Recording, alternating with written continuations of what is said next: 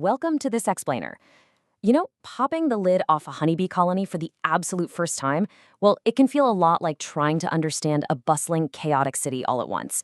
There's just movement everywhere, this dull hum in the background, and frankly, an overwhelming amount of visual information to process.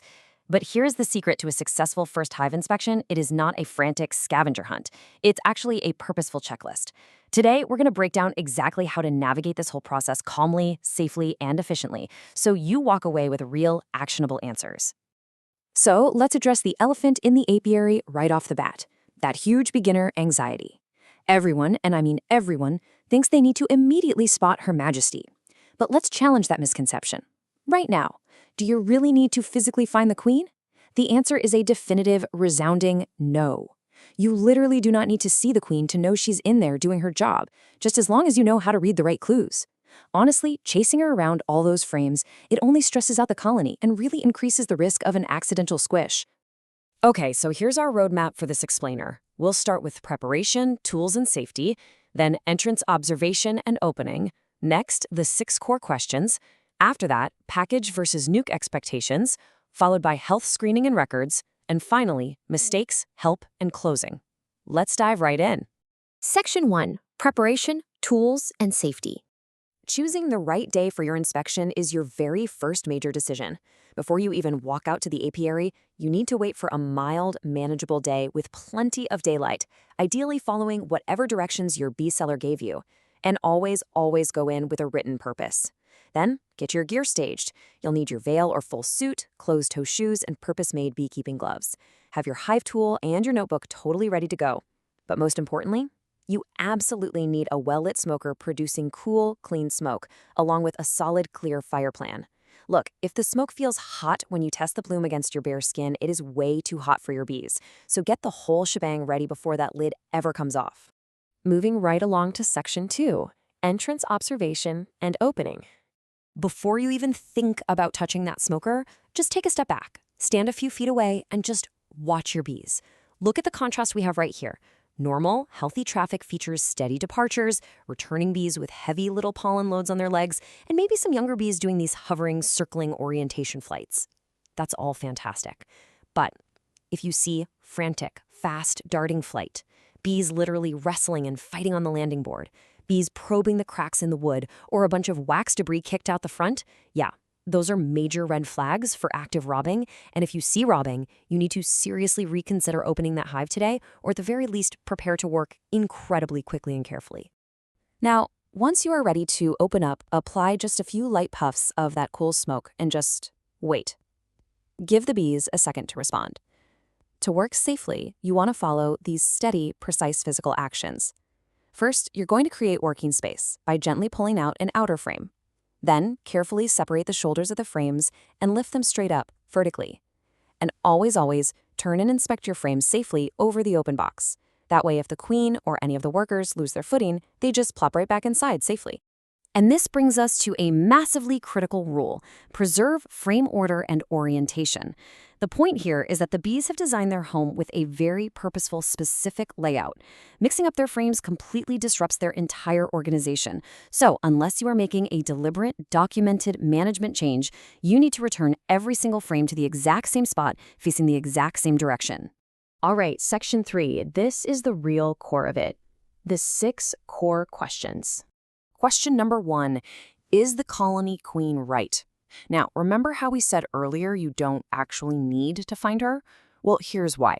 If you look really closely with bright and direct light and you see just a single little egg centered at the bottom of a cell, or you see milky young larvae, boom.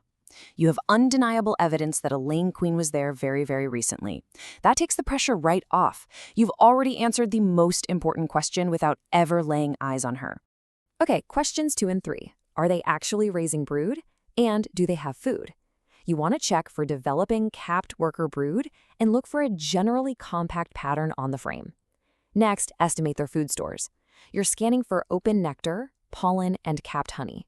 You really have to stop and ask yourself, does this colony have enough resources in the hive right now to meet the demand of the growing brood you just observed? Because developing bees, they are incredibly hungry. Wrapping up the core questions with 4, 5, and 6. Do they have usable space? Keep in mind, empty foundation isn't usable space yet. They actually need drawn wax comb to lay eggs and store their food.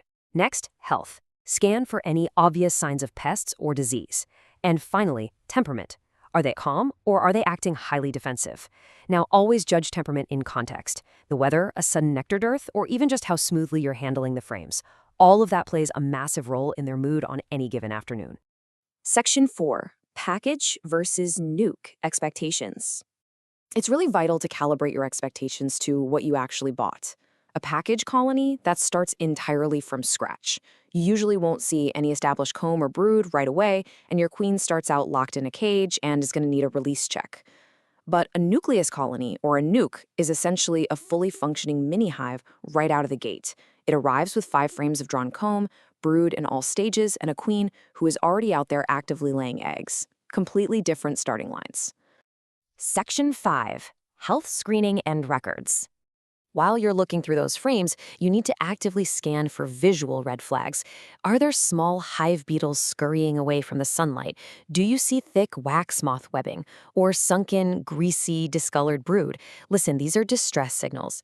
If you notice a rapid population loss, bees with deformed wings, or if you smell a persistent, really unusual odor coming from the box, that means it's time to snap some photos, close the hive up, and immediately contact an experienced local mentor or your state inspector. Now, we have to talk about Varroa mites. You must face the firm reality here. A visual check is absolutely not enough. Mites hide beautifully on the bellies of the bees and tucked under the brood cappings. You have to perform quantitative sampling to actually know your mite load. And if your numbers dictate that a treatment is necessary, you must follow the pesticide labels strictly. I'm talking temperature ranges, dosage, and rules about honey supers. In beekeeping, the label is the law. No exceptions. And remember, an inspection is not finished until the evidence is written down. Keep a structured record sheet. Note the queen evidence, the specific brood stages you saw, the food stores, the space situation, and any actions you took while you were in there. Relying on your memory when you have tens of thousands of stinging insects buzzing around your head, yeah, that is a recipe for forgetting vital details. Write it down immediately. Finally, Section 6. Mistakes, help, and closing. Here are the most common beginner pitfalls that you're going to want to actively avoid. First, never inspect just out of curiosity without a written purpose. Avoid using hot or excessive smoke. Never turn your frames flat. This literally spills open nectar right out of the cells and can trigger a dangerous robbing frenzy. Be incredibly careful to push the frames together correctly so you're not crushing bees when replacing the covers. And please, I beg you, don't declare the hive queenless and panic just because you couldn't spot her on your very first try. So, the crucial point, the absolute golden rule I want you to take away from this explainer is this. Close before the inspection becomes the disturbance. Get in there, gather your evidence to answer those 6 core questions, carefully push the frames back together, and secure that hive swiftly and safely. Now that you know exactly how to look, the next step is truly understanding what you're looking at. What do all those different tiny cells actually mean for the future of your colony? I'll leave you to think about that, and we will cover exactly that topic in our next explainer, How to Read a Frame of Bees.